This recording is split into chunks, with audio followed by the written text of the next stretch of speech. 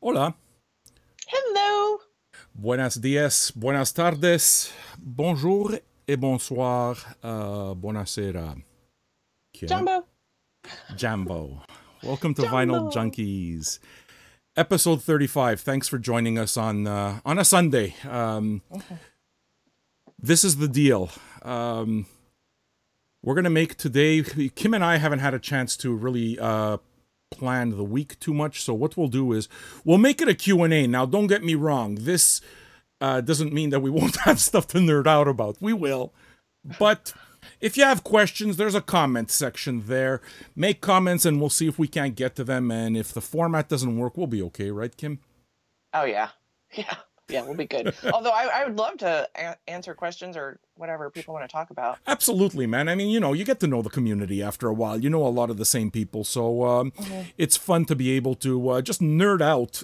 The entire idea of Vinyl Junkies is really just to kind of get the conversation going. So the inclusivity of it is something that's very important. So like, share, whatever the case is, and we will most certainly pick winners. Tell me something. What's your week in music been like up to now, Kim? It's been really all over the place, but good. I got my hands on. Ooh, hang on. Let me show you. Oh, is that what you do? You kind of like pull out all the records that you're gonna show? That's what she said. Yeah, yeah. I've been like a little clutch of them. So okay, since I work at the Vintage Freak, which is a record store here in Texas, Okay. um, during the week, because I'm the vinyl person, I get first dibs, which is awesome. Of course. Um, so I pick stuff and I put them in my stash, and then on Fridays I go through it and decide what I'm gonna buy, maybe put back, whatever. So every Okay. Friday I get vinyl. Um, and then this week we did an order of new stuff. So it came in, and I ordered Harvest Moon. Is it everything I've been telling you it would be on vinyl? Oh my God, I got it on Thursday, and I photographed an event yesterday for all day. So Thursday and Friday, I played it 4 times. I think It's you can't. so good. It's so good. I played it in the record store, and people were like, "What's that?" And I'm like, "Let me tell you." So It's really well. it Listen. it's next level. It's so good. It's amazing how what is it now? It's 4 episodes we're doing together, and I think we've managed to touch upon Neil Young on all 4 episodes, which I mean, as it should be, right? But these reissues, man, these reissues are really getting it done. Do you shop on? Well, I mean, I guess it's not the right question, but because you work in a record store, but is Friday your usual shopping day in terms of the records that you buy because of the used stuff that comes in, or because Friday is now a new release day? Why do I personally shop Yeah, on Friday? Oh, just because I work Monday through Friday, so that's the end of my work week. So then I tally, I just kind of want to clear out my stash and start again on Monday. and you So bring I home a just do nice, it regularly. so you bring home a nice clutch of records, and you spend Yeah. the weekend with them if you got time for it, right? Yeah, and during the week, as they come in or I pick or whatever, I'm listening to them in the store all the time too. So it's awesome. Well, look, I'm going to take a little bit of a left turn, and I'm not sure how it's going to go, but I want to give people, at the risk of maybe not being interesting, I think it will be, though. I'll let you know the circumstances behind us doing the Sunday show, okay? Kim and I, this is our fourth show together. Now, beautiful things have happened since you've joined, me here on the show, Kim. I mean, we've had a blast and we've been friends a few years through Vinyl Junkies, but Uh-huh.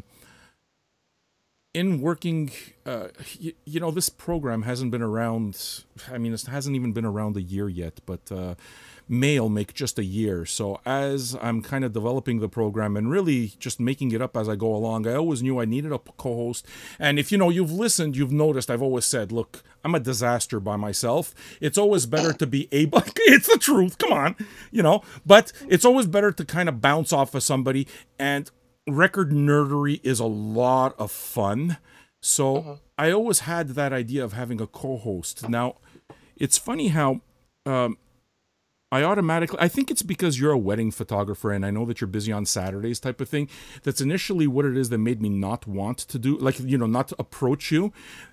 So I went and I approached other people, that don't even really participate that much in Vinyl Junkies. They do. I mean, they read it and stuff, but, everyone knows Kim because you bring your own thing and you post your own records and you have your own opinion.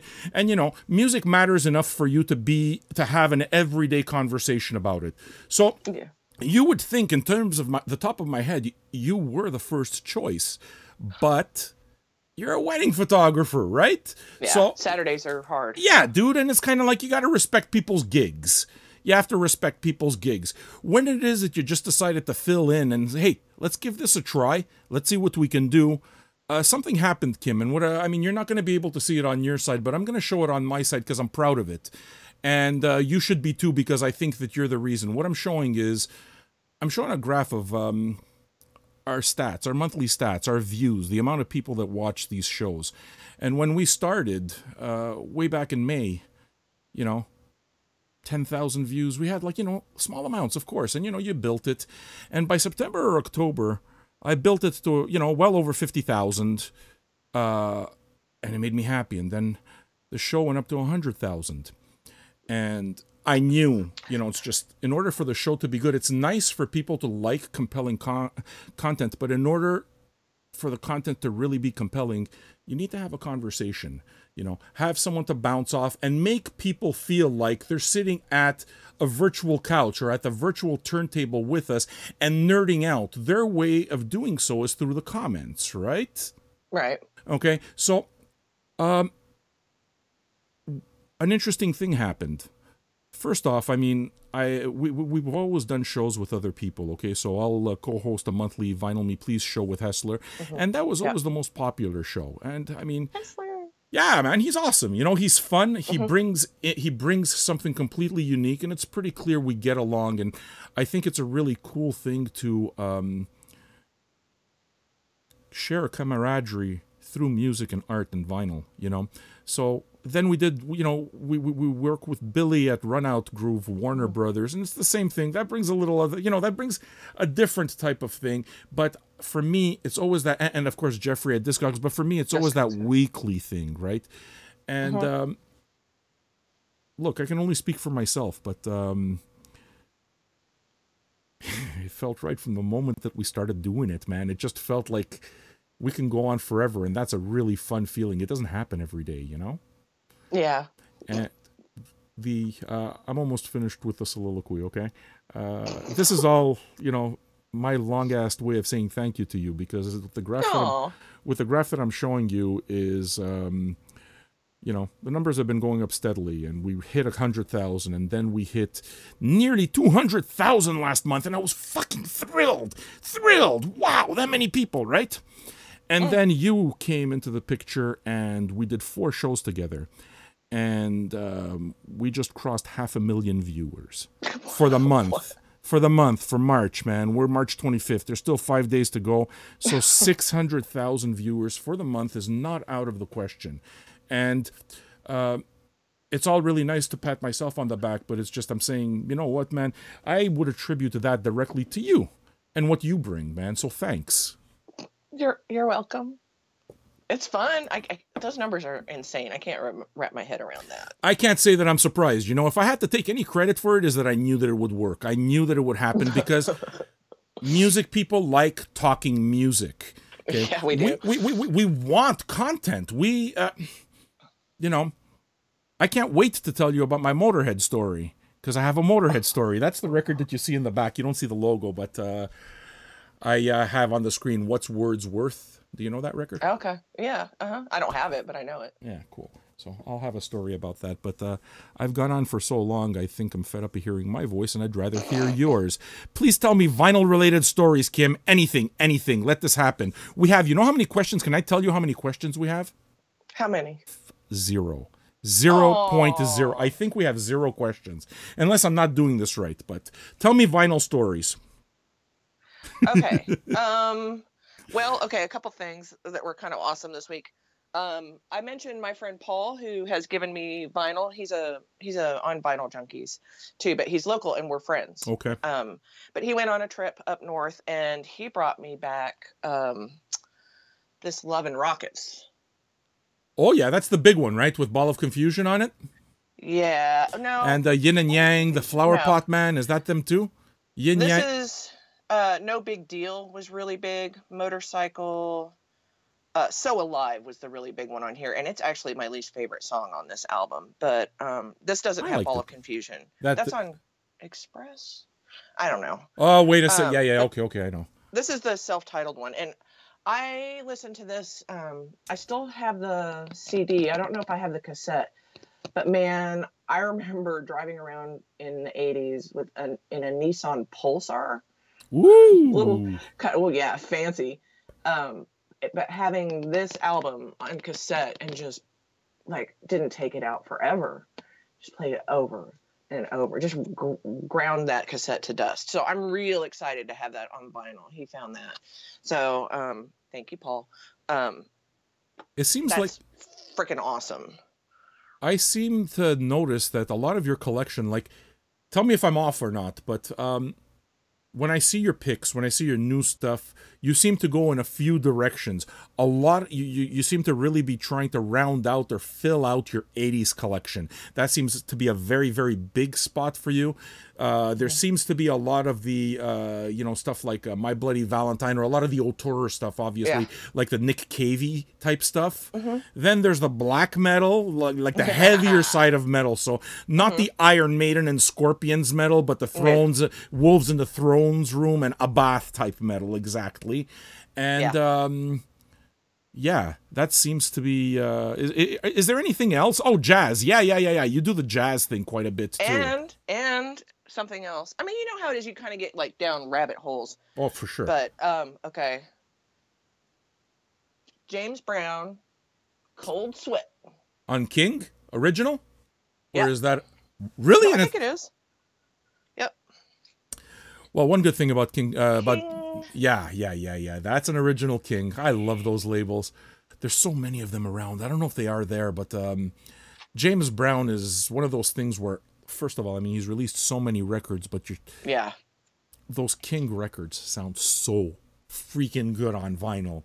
And whenever you get them, it's like, boom, you just hit something. And no matter how many, there's a million of them to buy. I don't know how many dozens of records this guy put out. Look on the back of that album of just his other stuff. That's the back of the album, or is it the inner sleeve? Because he used that's the back of the jacket. Okay. It's insane. Just for the sake of it, I should have actually gone to Discogs just to see exactly how many albums the guy released, let's say between 63 or something like that, and maybe 75. It's crazy. Plus there's like all these weird compilations. Like I see James Brown albums that I have never seen before all the time. Yeah. I think that still very much happens. I mean, I won't even start getting into the singles because it's like that's just a never-ending rabbit hole. But it's funny. The owner of the Minute Freak, my boss Taylor, he's been collecting up James Brown 45s. We have a lot of 45s, but like slowly kind of trying to pull them out. Okay. Because we also do equipment audio repair, so every once in a while we have jukeboxes that we fix, and the idea is we're trying to gather up enough so that the next jukebox we can fill the entire thing with nothing but James Brown. That's a very worthwhile project, man. Isn't that cool? I mean, I would. Oh, how awesome would that be? It's just, that's so cool. It's one of those things. It's like pinball machines. I would love to have a jukebox. I really would. You don't need one. There's, because, the computer's the jukebox, but just there's something about knowing that thing that's the first compilation, Yes, that's the first musical compilation, and it was just so exclusive that you'd never find that stuff in homes. You'd have to be rich to find it at home. So just the idea of kind of like bringing that out, it's the same thing with the pinball culture for me, but specifically, obviously, because it's music, just bringing that out and, playing James Brown. And I mean, you would think James Brown is obviously, he was a singles artist, and all of these singles were specifically so that he can hit that market, because a lot of teenagers, where did they hear about music the first time? At the diner. At the diner, at jukeboxes, the car hop, at the jukebox, at the pool hall, and so forth, right? So, and they'd buy them and swap them, and So, the idea of kind of having that history. At one point, I wouldn't be surprised if, as much as they're very, very high in demand right now, just getting a juke. In my thing, if I had to, maybe it's because I don't have that many James Brown singles. I don't have many singles at all, but the thing that I would love to be able to do most is to fill up an entire jukebox full of probably old blues, as rootsy old blues as possible, and if at all possible, really make it like the blues broads, the belters, right? So you put some Memphis Minnie in there, and you put some Coco Taylor, and Big Mama Thornton, Big Mama, Big Maybelle. Are you familiar with Big Maybelle? Yeah. Oh boy, and just the idea of having, and you can kind of swerve a little bit. The Ella Fitzgerald will go in there, and the Billie Holiday, but can you imagine what a cool jukebox that would sound like? Just all that's women. super cool. All women and all kind of like Belters. pre-65, yeah. Pre-65 or pre-60 even, like really the early stuff, man. That'd be great. I have Jeff. I keep mentioning Jeff at Third Side, who used to work with Ninja Tune. He's got a jukebox. He's got really one of those horrible, those 80s jukeboxes that you would see on Patrick Swayze movies. What's that The movie? ones with like a lot of neon, or just Yeah. Okay. You know the one, what's that movie where Patrick Swayze plays the bouncer? Roadhouse, is that what it's called? Yeah. It would be in that movie. He's got a jukebox like that. But the cool thing about his jukebox is that he's a long-time collector of Jamaican singles. Oh, like to the point where he had for a longest time, I don't know if he still does, but had a contact out in Jamaica, and they had their credit card, and every time they got stuff coming in that was pressed in Jamaica, he would just get it immediately and would have it shipped once a month. And he's got a jukebox filled with that stuff, chock full of classic reggae and ska and all that good stuff.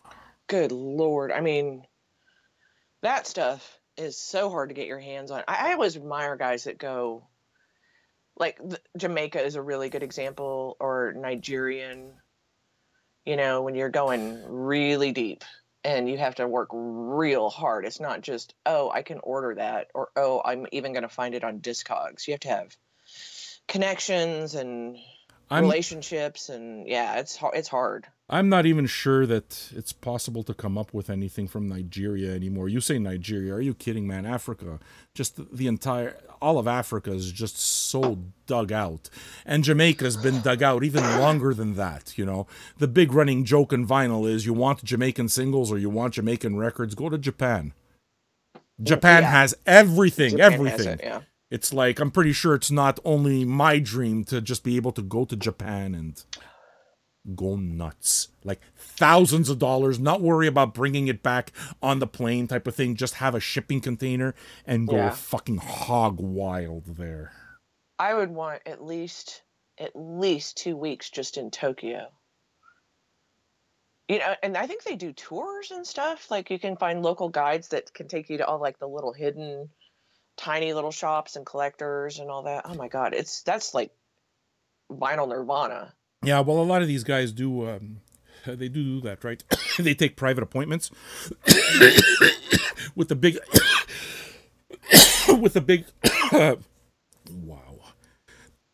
wow, bubbles.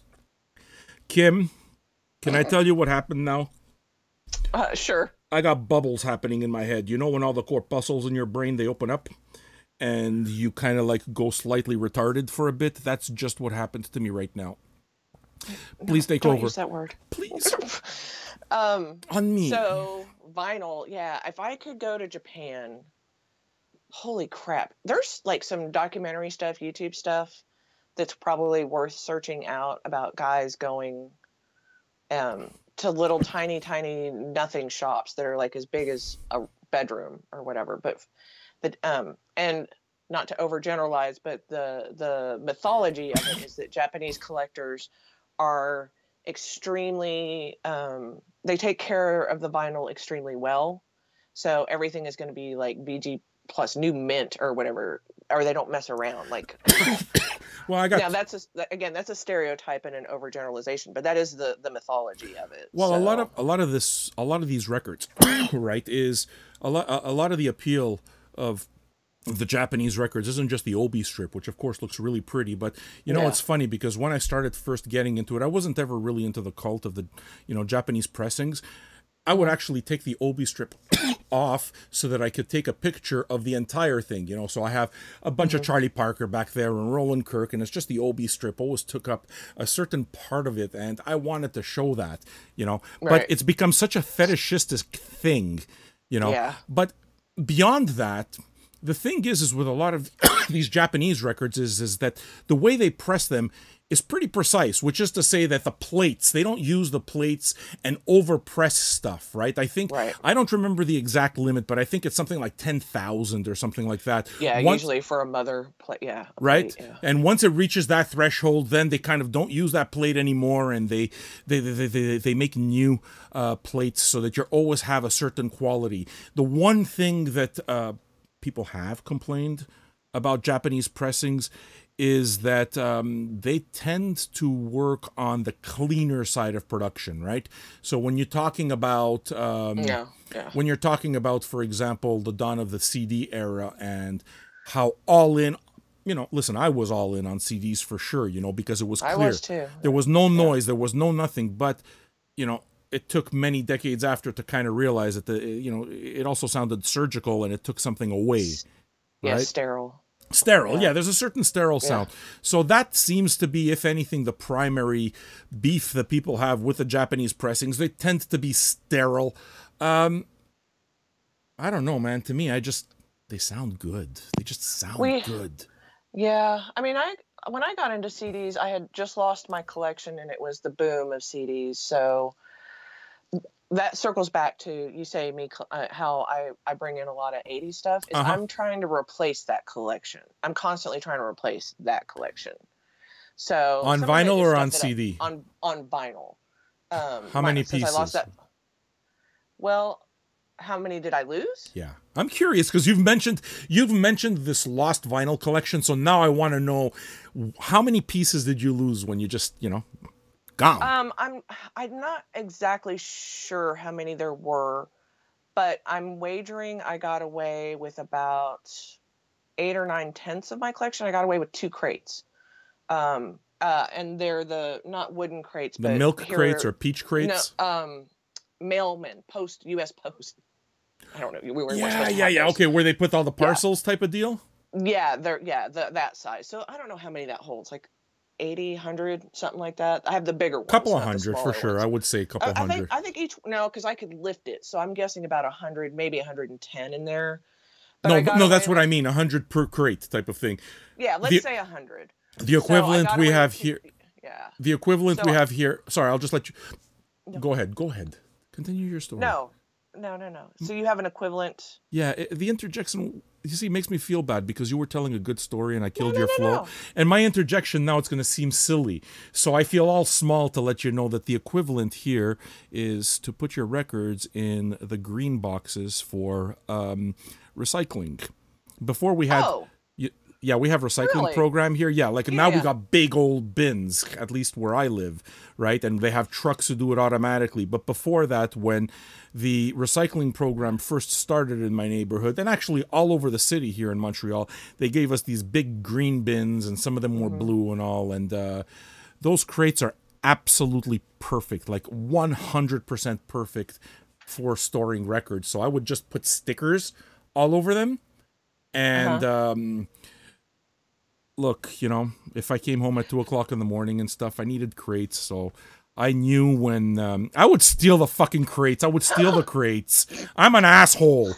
But, 2:00 in the morning, I figure you're not going to get caught. And the recycling trucks just left. So they're all empty and stuff. And, I may or may not have lifted those. I got milk crates here. I got all sorts of stuff, man. We could talk about storage too, but okay. So you got that 1,500 records that still need shelving space happening with you, right? It's so bad. But Oh, it yeah, would so make I me got away crazy. with that with that collection. I got away with 2 crates. I made sure I grabbed my Bowie, which was the most important one, my Bowie crate, which was pretty close to full. So yeah, and then I got away with 1 other crate. So I lost. At least 500 records, if not 800. I don't really know, but it was all that stuff, like all my Cocteau Twins and Bauhaus and I don't know, you name it. I didn't have it except for that 1 other crate that had like a couple of my Cocteau Twins and a couple of my Bauhaus, and like.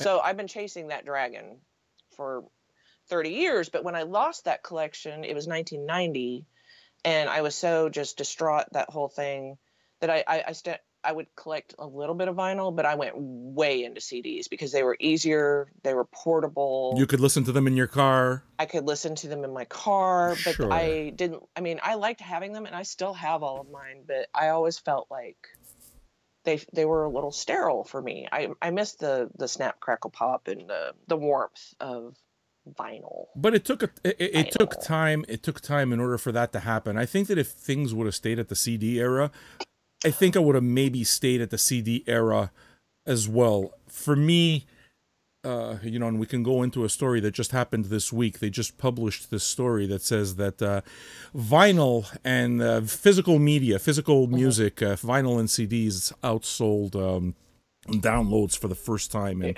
I don't know how many years.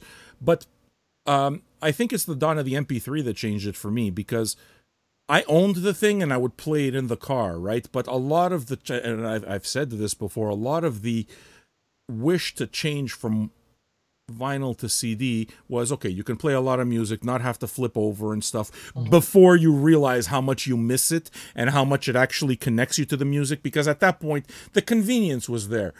Once you hit MP3, there's nothing more convenient than MP3. I mean, you can put thousands of songs on a little stick now, you Yeah. know. So it's that disconnect, and streaming is another thing altogether. It's that disconnect that just made vinyl make a whole lot more sense because it's an extra connection, and life moves fast, man. Yeah, it's interesting. Like, I liked CDs for all the stuff we've talked about, and I did MP3s a little bit, but I was ripping my CDs to get them, and putting them on iPods so I could have like, ooh, I can carry all this music. Look how little this thing is. Oh yeah. But even then, like, I was like, oh, and now we're at the streaming portion, and I don't have a problem with streaming and Spotify and all that stuff, but it is not for me. I can't with the streaming. Nah, It's not my cup of tea at all. absolutely not. Because it's just, it happens to all of us, right? You don't wake up and you know what you're going to put on. Or whenever it is that you put your records on, whether it be after supper, your spinning time. It's not like you generally go, oh, it's like, oh, I'm going to listen to that. Sometimes it is that, right? Yeah. So whatever, you'll hear Back in Black and it's like, oh, fuck, I'm going to play that. I think I'm going to play that album. It's been a while. But a lot of the times, especially when you have a lot of records, you don't know what you're going to listen to, Uh-uh. and it's that inspiration or it's just the everyday. It's just the way the day unfolds and the stuff that happens that kind of like gears you towards one record over another, right? Again, always coming back to the idea of the soundtrack of your life. The minute it is that you do that, I'm actually going somewhere with this, Kim, I promise. Okay. Okay. Where it is that I'm saying is that all of a sudden you grab Spotify and you put the phone on and you don't have that, right? Because it's not like, oh, what name am I going to pull out of somewhere and just kind of like type it in? It's there seems to be a disconnect Yeah. for me. I'm not sure if It's I'm wording it properly though. no. Okay, so just like that, the digital jukeboxes, like the dive bar that we hang out in, has one of those Okay. big fancy on the wall digital jukebox, and you can use your phone to pick Okay. stuff, pay for them or whatever.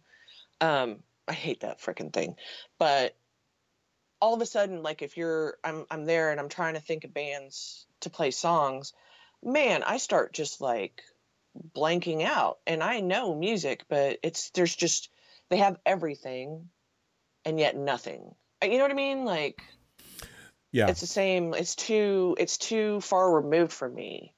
There's some kind of disconnect, and I think as we go on with these conversations, obviously it's the kind of thing we're going to come up with more and more, but I'm curious to really be able to put my finger on it, because for me, you know, the ultimate, the voice that always rings through my ears is Buzz Osborne, Buzzo.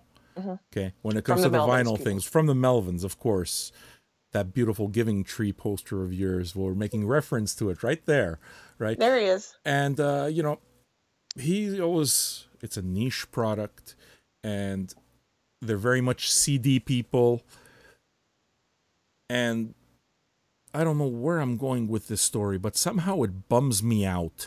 In my head, I guess where it is that I'm going is when I describe the experience of vinyl, or why I listen to it, or why I choose this, it's almost like the person on the other end of the spectrum is, I try to develop a cogent argument that would somehow not convince Buzz Osborne, because that, you don't convince anybody of anything. People feel and like what they like. They prefer what they prefer. But Right. just basically to be able to say that I properly presented my perspective, because the two times that I went there, you know, to interview the Melvins, they fucking owned me, man. They owned me because they're just smart, they're irreverent, and I felt like a fool. The second time around, as a matter of fact, I felt so much like a fucking imbecile that I didn't even ever air the interview. Because of the conversation about music formats? Yeah. And I think Really? also, you know what I think also that I've realized the reason is because it was just kind of shot one screen, and I was trying to capture a conversation in this interview form, but it just, I don't know, man. Huh. You know, I mean, I'm sure it was probably like surreal to begin with, and then... No, it's not that. I know exactly what it is, okay? Let's say this type of thing that you and me are doing, right? You're going to go off on your tangent, and I'm going to go off on my tangent, right? And that's kind of like the ebb and flow of a conversation. You go off on these tangents. And I was going off on these tangents and trying to do that properly, and the interview format was one that didn't interest me. It's just one that I failed miserably at, because I realized I wasn't interested in interviewing people. I was interested in having a conversation. Yeah, it's completely different. And somebody who's like the Melvins or whatever, they're used to being interviewed. I mean, thousands and thousands of times. Little 10-second things, or, you know, they make time for everybody, man. Yeah, so they're just used to it being just like question answer, not, hey, let's just hang out and just talk about music. There's a difference there. So yeah, if you're trying to go one way and they're just like, this is an interview, let's just get through it, these are my answers, then it wouldn't work. It was a disaster. Okay, it makes me so I get the douche chills thinking about it, Kim. I do, man. Chills. Listen to me. The interview was going on, okay, and Steven was there, and he was trying to participate, but you could see that he wasn't into it. So at one point he starts looking at his phone, and you see him yawning in the middle of the thing, and he eventually just gets up and leaves the interview altogether. Like, that's how much of a car crash it was. And, well, you know, live and learn. But I realized, fuck, I'm not good at this. I'm not good at interviews. I prefer talking to you. It makes me more comfortable. Oh, it's easier. Right? You're not interviewing me. If you interviewed me, I mean, depending on my mood, if somebody was interviewing me, I'm not like that, but I could be like, shut up, slam down, whatever, you know, like make it hard on the interviewer just because of a mood I was in. Not that I'm saying that the Melvins did that, but you know, it's weird when interviews are just weird. No, I don't think that the Melvins did anything at all. I don't think they did anything I think they do what they do, and that's cool, and that's what, you know, they've been doing it so fucking long, they can do whatever they want. And honestly speaking, they're punk as fuck, and I love them. And always will respect that band. It's more, if anything, a testament to them and putting up with me and my shitty interview skills, you know.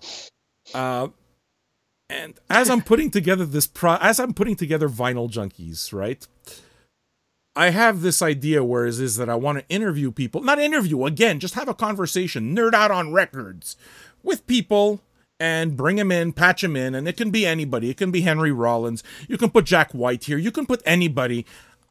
I'm comfortable talking music with anybody. So I have this whole thing, and I work on a couple of things, and I realize that jumping through the entire fucking hoops that you got to do to get these interviews, and it's just ultimately only for it maybe not even to go right because the environment is kind of like an artificial one. I think I decided I prefer, it's more fun to just talk, you know, to somebody who gets you. So that's my really long-assed version of saying, you're awesome, Kim.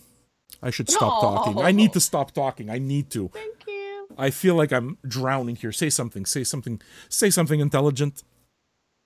Tell me about this Motorhead thing. I want to know. Actually, you know what? I just looked at it and I think I have a good story. Here, I'll put it up. Went out to dinner with the family. Went and see some friends. And we have those, you know. In Canada? Really? Yeah, man. No, like me. Me have friends, can you believe it? Yeah, so you know, I have some people that I consider family. They're my family, and always treated me with kindness. Now, one of my big obsessions over the last couple of weeks, there's no doubt, probably the biggest obsession I've had, there's two of them. Badu, over and over and over again. You can't use my phone. And the other one is even worse than that is Beyonce, man. Beyonce Lemonade. Oh, so good. 4-5 times a day. I'm not kidding. It's getting ridiculous. And I think I'm beginning to realize that she might be my next generation Cher, and she might be worth worshipping. Who, Badu? Well, Badu is definitely worth worshipping. Everything she does. No, man, Beyonce. I like what she sings about, and I like everything that I've heard up to now and given a chance to so much so that I want to hear more, you know. Right. This record came from these friends of mine. Okay, one of the people, Raphael Oricchione, won one of the contests, right? So he picks this record, and he at some, I don't know, we had another dinner maybe a month ago or whatever, and he brought this record over because he wanted me to listen to this record and talk about it on the show. 5, 6, 7 weeks later, I'm still completely hung up on this Lemonade. And, you know, to the point where it's like, okay, can I buy this? It's like, what, are you fucking crazy? He gave me the record, right? Which, of course, it makes the thing that much more beautiful, right? So now, this was at one friend's house. Then we go to another one. It's like they invite us over for supper. We go over for supper, and they tell me that they have a surprise for me. It's like, what? Okay. What's up? They went away, and they celebrated their 12th year anniversary. I don't remember how long, but a good while they've been married and stuff. And they went away on a weekend get-together in Ottawa here. And as the dinner is being served, they bring out a box and with this Motorhead record in it. And they're, what? It's like, how do you have a Motorhead record? So yeah, well, when we went on our, you know, when we were away on our weekend, we passed by a record store, and it wouldn't have been right not to visit that record store, and we felt compelled to go in, and I didn't know what records you have or don't have or what you would like, but I called my sister, who was probably, you know, besides my wife and my daughter, probably and you, just one of my absolute favorite females in the world. So while she's there celebrating her anniversary weekend with her husband, she calls her sister and asks, what would Sam like? And, you know, pointed out a bunch of things, and she came home with this Motorhead record. And it's amazing to me. It's amazing to me the ride that this entire vinyl journey has made. You can't tell me about it's about the music. It's about not even the album. It's about this particular record that I'm showing right now. This one. Not Yeah. another copy, not a copy that I lose or I Yeah. sell and then later regret and buy. No. This, okay?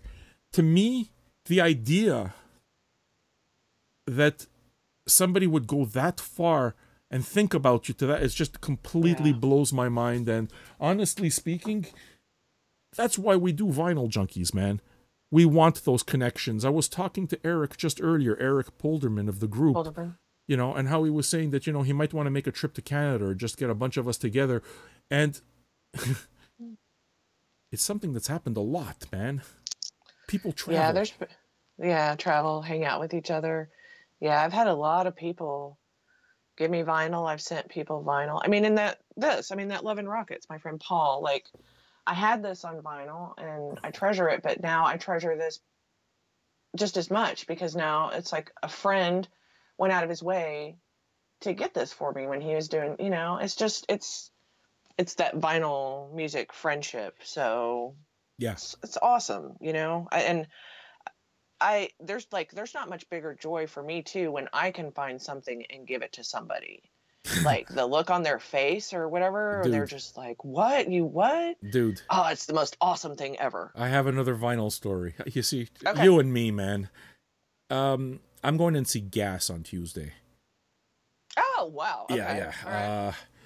Narcopop was probably the most beautiful box set and most well executed box set and just music. One of the most, in terms of the box set category, Narcopop 3LP was really the most immersive and beautiful vinyl experience I probably had all year last year.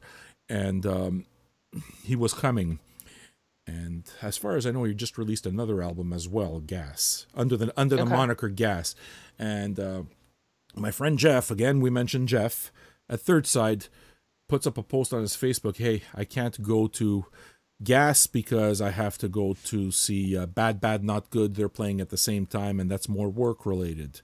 So, Oh, boom, yeah. right? That's like, fuck, anyone want them? Of course I want them. So he's giving me these tickets, and I'm gonna go see Gas on Tuesday. Oh. And the person I'm going with is probably the person who knows me from the earliest, like, early childhood friends. Like, you lose contact with all of these people. There's this one dude, Fabrizio Cipro. Whenever it is that I've spoken about my days in Saint Michel, kind of like being out of a Scorsese film, Mean Streets more specifically, this guy knows exactly what I'm talking about because he grew up in those same mean streets and got fucking terrorized and saw the same thing. The difference is that guy had like fucking 8 and 9 brothers and sisters. They were a mob, man. They were a mob. So it's like, they had his back. I had nobody. I was this fucking scrawny kid who liked metal, and had nobody. And he was there. He remembers all of that. Anyway, this guy, actually, I've been thinking about him a lot because I went to Mogwai with him a little while ago, but he's the first person, he's my very first recollection of Frank Zappa.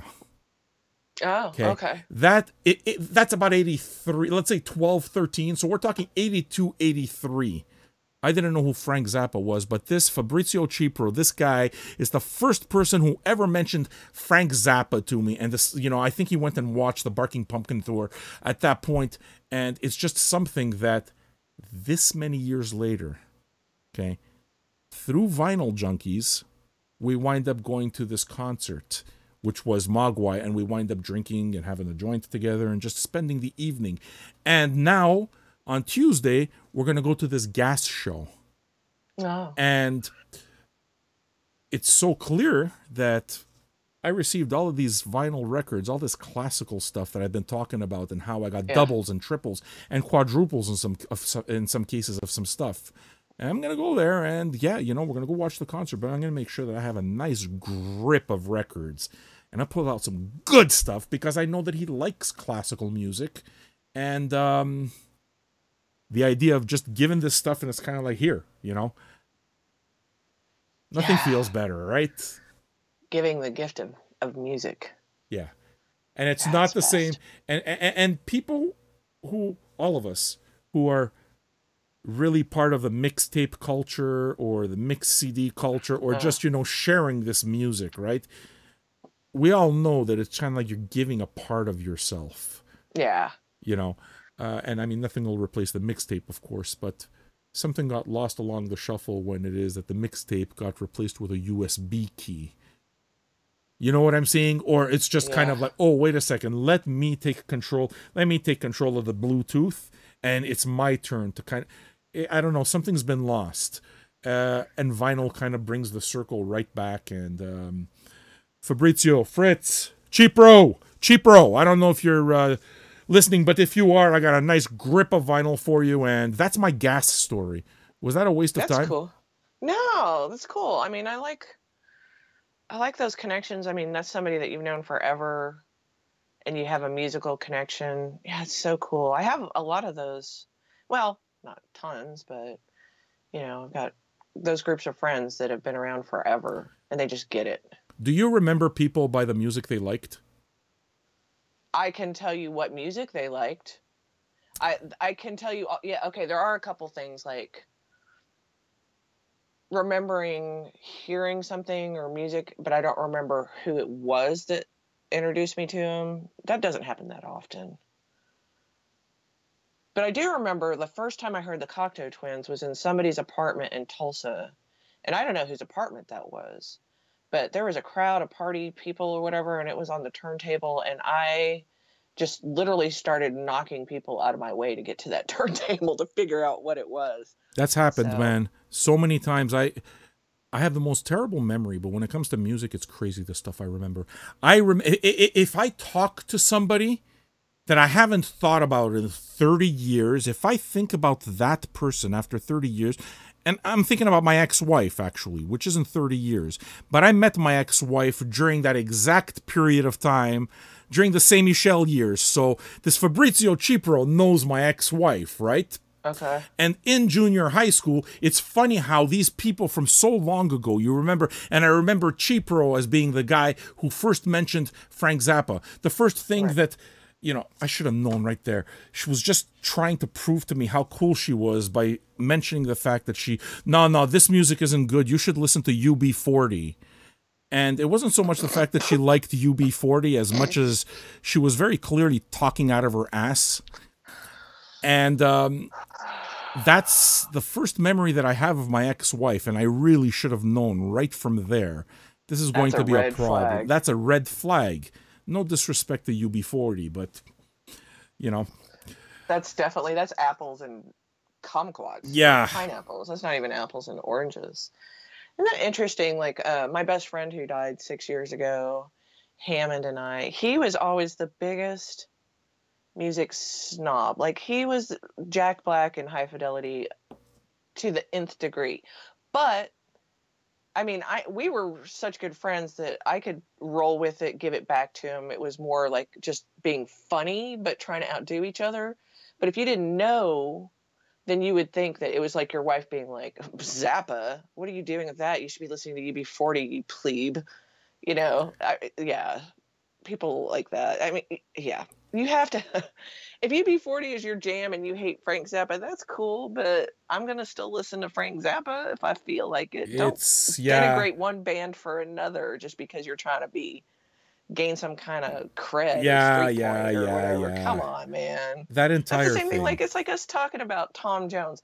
Fuck yeah, Tom Jones. People can say he's cheesy and whatever. I don't care. If I like it, I like it. And I'm going to try and convince you to like it too. You know Ryan Lee Davies off the group? This is serendipity. Ryan Lee Davies. I'm showing an old Tom Jones record, and he gave it to me. I have it at the ready in glorious mono, in case just out of nowhere, like maybe right now, I feel like listening to his version of "You Keep Me Hanging On," or of course, Danny Boy.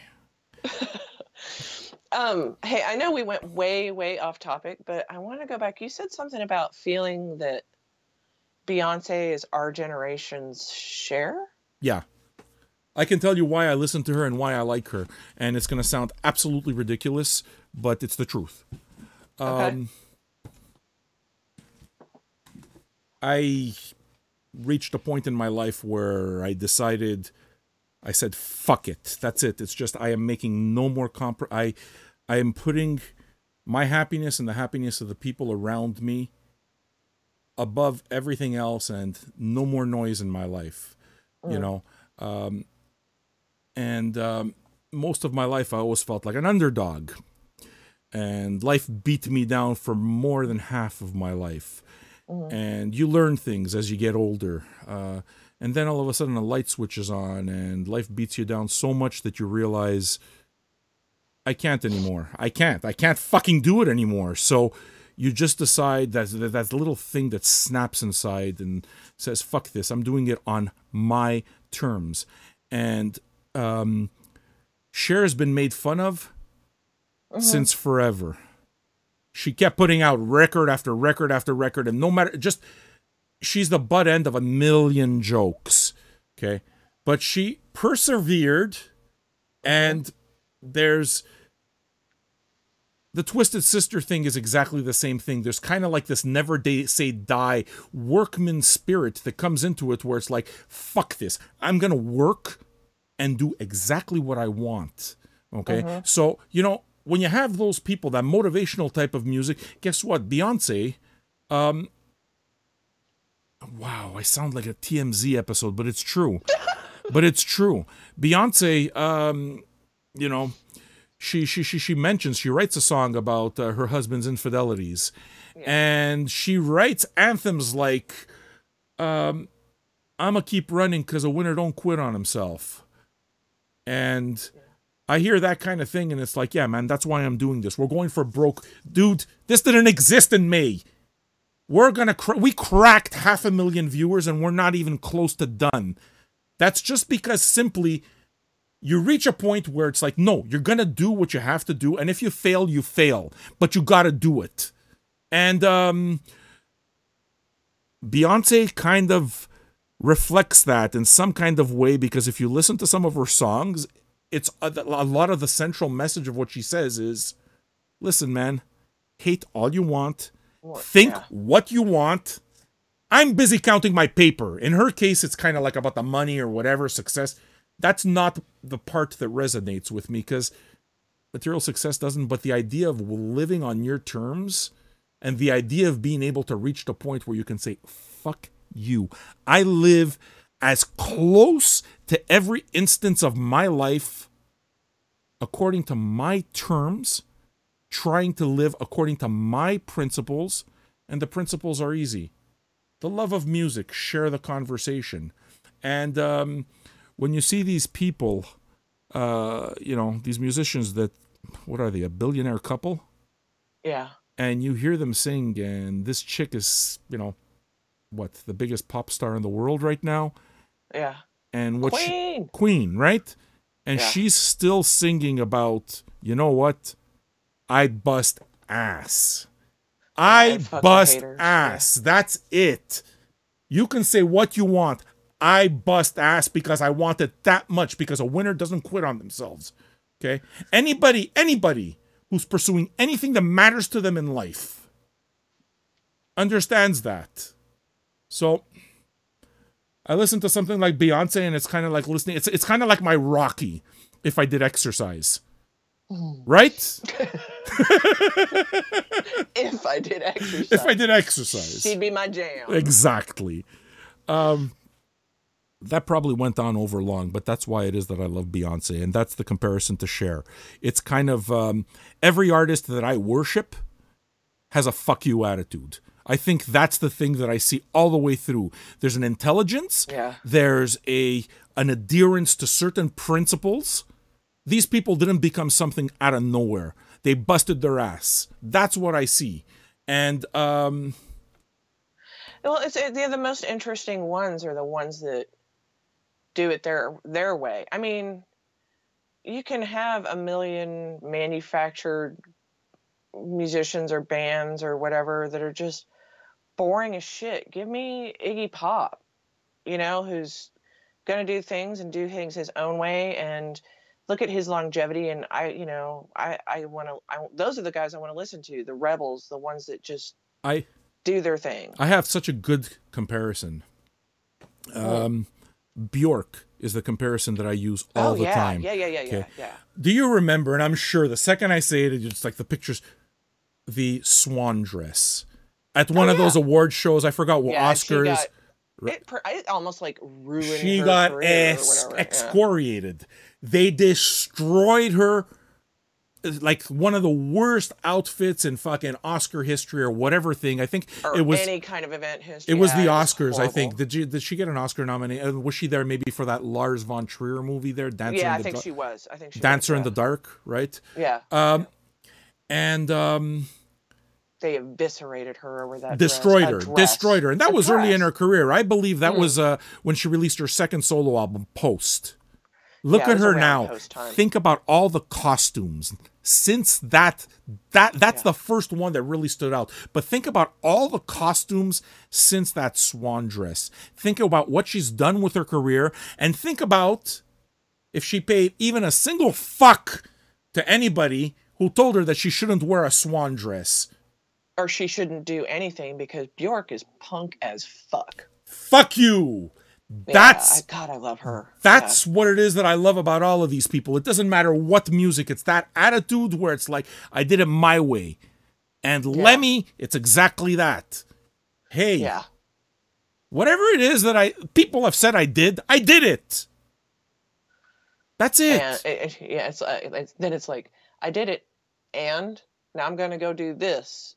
And, that dress thing pissed me off so much. I'm like, what the fuck? Again, I gotta say, I remember thinking it was really weird because that swan didn't look like a dress.